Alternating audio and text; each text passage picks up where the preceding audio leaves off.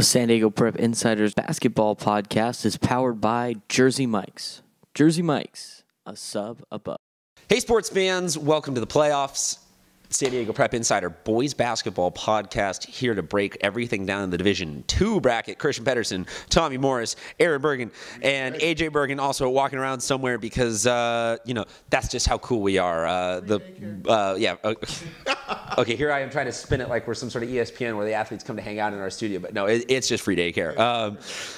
Guys, the D2 playoff brackets are out, and this is, like I've said, unleaded anarchy and pure bedlam, and we have absolutely no sense of how to pick any of these games, but we have drawn names out of a hat, we have thrown darts at a board, and we have accidentally picked schools that aren't even in the bracket. And our confidence level is still 0. Yes. So, with that being said, let's put on some blindfolds, let's start running through a minefield, and let's make some mistakes. First game, number 1, Montgomery, number 16, Scripps Ranch. I will say that this one, I have some confidence in Timmy Crawford, the Paranata, and the general just Montgomery-ness of this team.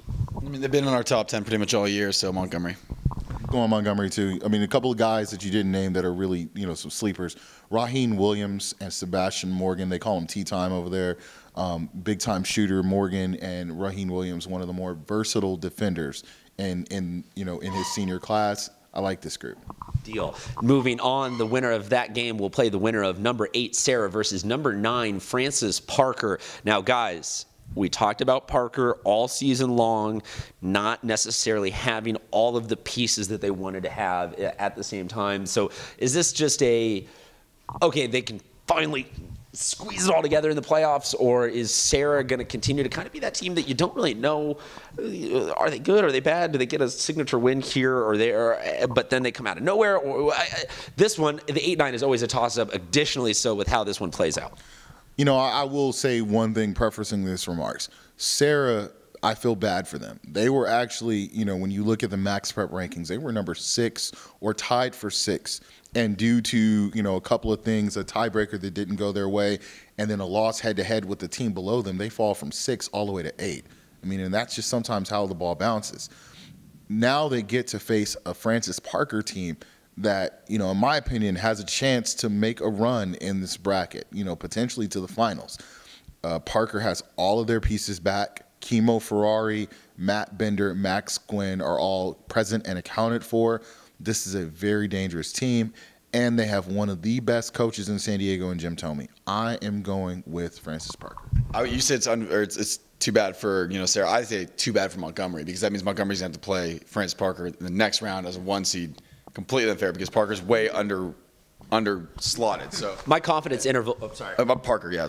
My confidence interval is very low for as much as you want to talk about the star power of a team that has not had a ton of time to mesh together. So I'm going to go with Serra. Okay. They have played more games together in their current incarnation than Francis Parker has. So I would not rely on the ability of a team that has not had a bunch of time to play together, to come together in a playoff situation. Hit me with something. I'm going to take you back about 5 years ago to when Lincoln, slogged through the year, finished under 500 in the league, and they were the 12th seed.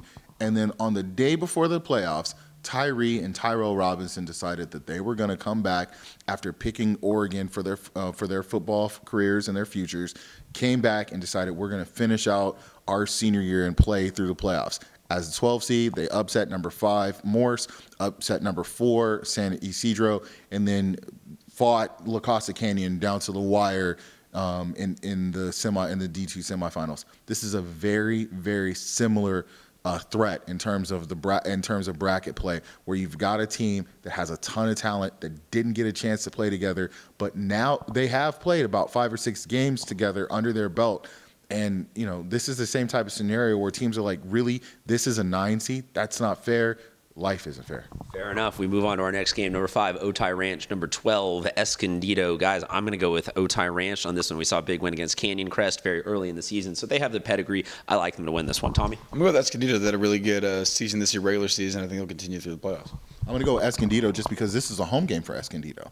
They're the 12 seed on the board, but because by virtue of winning their league, and this is not a 1 to 4 seed game, which are protected home games, they get to host this game. I mean, how messed up is that for Otay Ranch?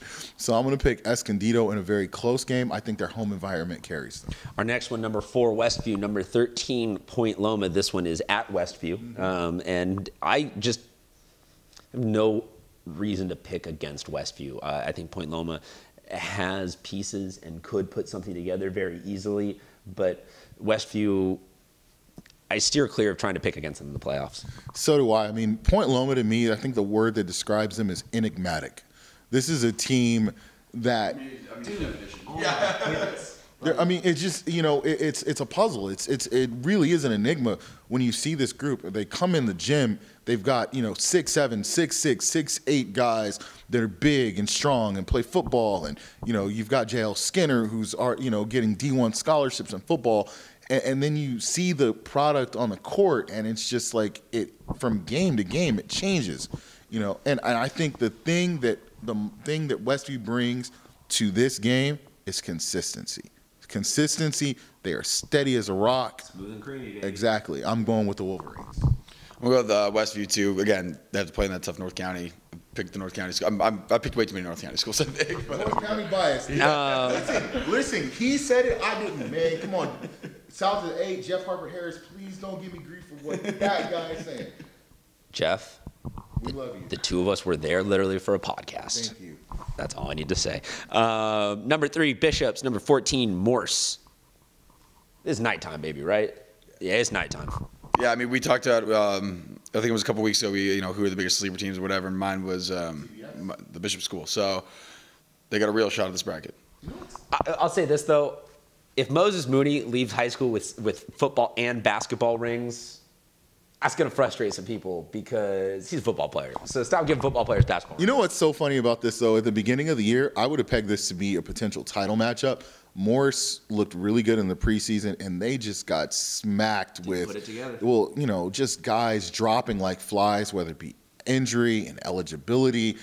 Credit Carl Fisher for getting them into the playoffs because he had to patch this thing together on the fly. And they didn't look very good in the wintertime in the preseason tournaments in the in the non-league tournaments. They looked a lot better in league.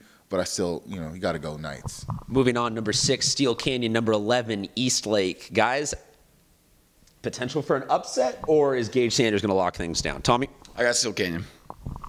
Gage Sanders and crew gets it done. I will agree, and I'll make it up to you, Eastlake guys. Baseball season's almost here.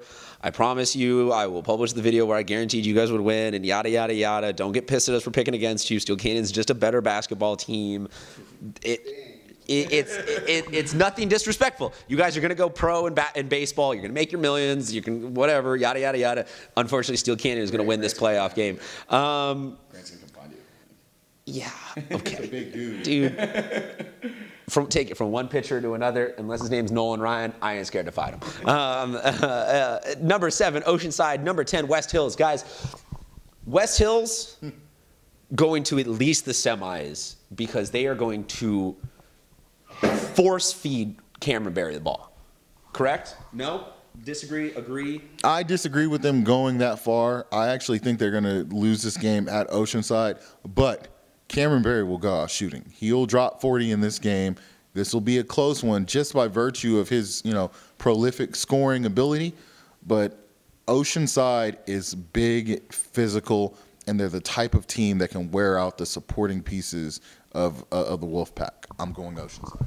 I'm going to go with the Wolfpack here. I think, it is kind of risky because they do rely on the shooting a little bit, and you never really know if you're going to bring the shooting with you, but I'm going to take them. Number 2, Christian. Number 15, Granite Hills to round out this bracket. Guys. Neighbors. And they've been and there's been some talk online already on Twitter. I mean, I guess the Granite Hills guys on Snapchat and on Instagram DMs have been going in on how they're going to beat Christian and how they can't see him. And I guess Coach Davion Famber got wind of it and alluded to it not so subtly on Twitter last night. I think there's some bad blood here, and I think Christian just takes it out all over. It is a fun world we live in where reliable sources of journalistic information come from Snapchat and Instagram DMs. But all I need to know is what I've seen on the court this year, and what I've seen on the court this year is Nashawn Carter doing his thing, athletically being one of the better point guards on both ends of the court, and Jackson Larson literally is going to rebuild NASA. He is launching things into space with his. See their play Yeah, go watch that play of the week. It is pretty awesome. I just sat there and went, damn. That should have been SportsCenter top 10. But you know what? SportsCenter is biased against the East County and people south of the 8. So that's all I got to say. That wraps up our Division 2 bracket. Keep it posted here for all your playoffs need, all playoffs long. Thank you very much for watching. See you guys in a little bit. See you.